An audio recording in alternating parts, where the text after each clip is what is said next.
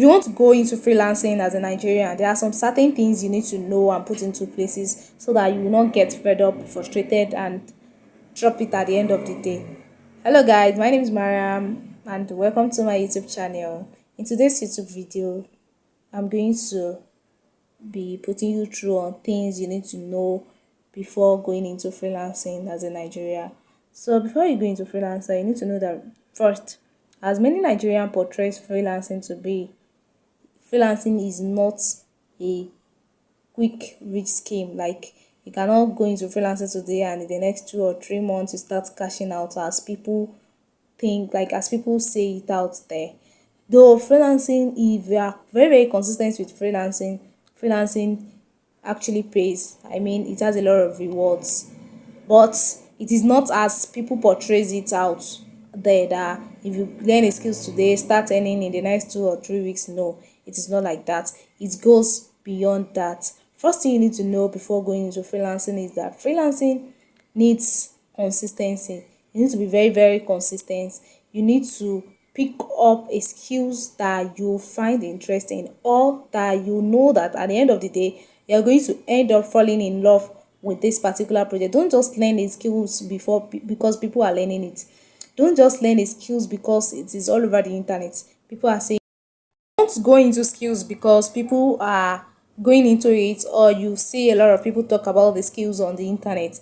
Find something that interests you. If you are someone that loves writing a lot, and you get inspiration in any small thing, any small situation, you get inspiration, you get inspired, you can easily go into content writing, copywriting, anything writing. But if you find it very difficult to write, you find it very difficult writing, you find writing very difficult for you. There are some people that find writing very difficult for them. They prefer talking than writing. So you already know that content writing is not for you. So don't just go into a skills. Don't pay up for a class or start up a skills because your favorite influencer is talking about the course, because you see your favorite people talking about the course and you see people cashing out of the course. Don't just do that. Find something. There will always be something that will interest you, or that at the end of the day you are going to fall in love with. Find it and build that skills. Learn how to use that skills, like learn it with reckless abandon. Learn it very well. Learn everything about the course, everything you can learn about the course. There are some basic platform you can learn. YouTube is one of the best platform you can learn anything, everything on YouTube. Yes, anything you want to learn, you can learn it on YouTube. You can learn it from various people. If you don't like A teaching method, you are going to like B teaching method. All you just need to do is just to search for that skills that you want to learn. For instance, now if you want to be a virtual assistant, there are a lot of people that talked about virtual assistants here on YouTube. There are a lot of tutorials you can actually learn from here on YouTube. If you don't like A teaching, you can surely go for B teaching. There are a lot of people that have a playlist on how to become a virtual assistant here on YouTube. And I can actually There are a lot of people that have a long playlist on how to become a virtual assistant. You can actually check it out. All you just need to do is just to put out the keywords on any skills you want to learn. Search it on YouTube and it's going to bring out a lot of numerous videos for you that you can actually choose from. A lot of workshop that you can actually practice how to do it. Then another thing you need to know, the second thing you need to know before going into freelancing is that you need to be very patient. You need to be very consistent. You need to market yourself. Once you already master everything you need to know about the skills, you need to market yourself aggressively. You need to put out yourself out there so that people will know that you know this thing. People will know that you are this. How do you do that as a freelancer? As a freelancer, if you want to go into freelancing, you are automatically a freelancer. You need to have a LinkedIn account, not ordinary LinkedIn account, but you need to set up your LinkedIn profile so that anyone that visit your page will already know that this is all you do. And if you are the type that make post on Facebook, TikTok, Instagram, let it be on your profile. Let people know, like let it reflect on your videos that this is who you are. Put yourself out there. Let people know. Brand yourself as a brand. You understand? Let people know that you are a virtual assistant. You are a web developer. Are you getting my message now? Put out yourself out there. Go to Upwork, look for job that the requirements matches with your energy. You can actually do all the requirements that was listed. Look for market yourself out there. The third thing you need to know is that you need to be very, very consistent. You need to do a lot of projects. You need to do a lot of projects. You need to build your portfolio. Portfolio is very, very important.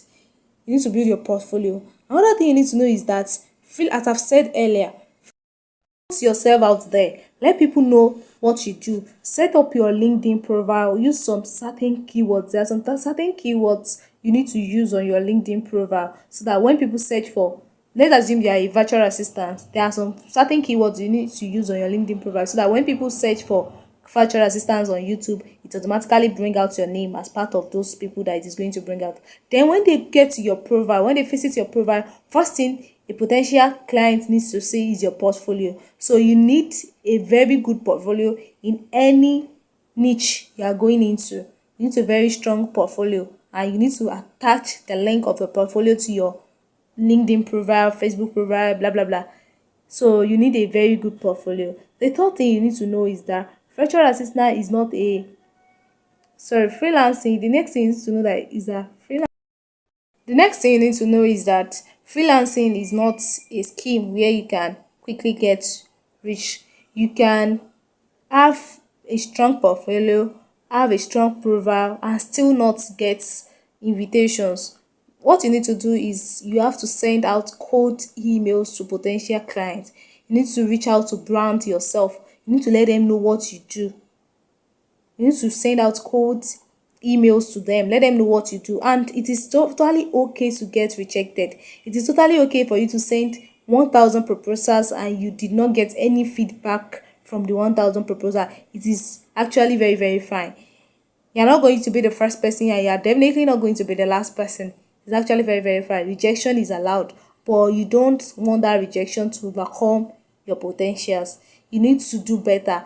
All you need to do is to keep on upskilling and reviewing your portfolio, add new projects to it, let people see what you do, and don't stop marketing yourself out there. Put yourself out there, let people know what you do. Don't stop doing that. And you need to be very, very patient, and you should be very, very consistent, because without being consistent you cannot achieve a lot of things. You cannot go far, and you need to be very, very consistent. You send cold emails to clients, you need to know what you have to offer, because that's the first thing client is going to ask you. What can you offer us? And clients don't pay for efforts that you this girl has been sending me an email for a very long time. I checked her LinkedIn pages. She has been building a lot of portfolio, blah blah blah. They don't pay for efforts, they pay for solution. They pay you for solution, what you have to offer them. How are you going to ease their stress? How are you going to benefit their life? What are they paying you for? Why are you working for them? That is what clients pay for. So you need to ask yourself, what can you offer? What can you offer to people?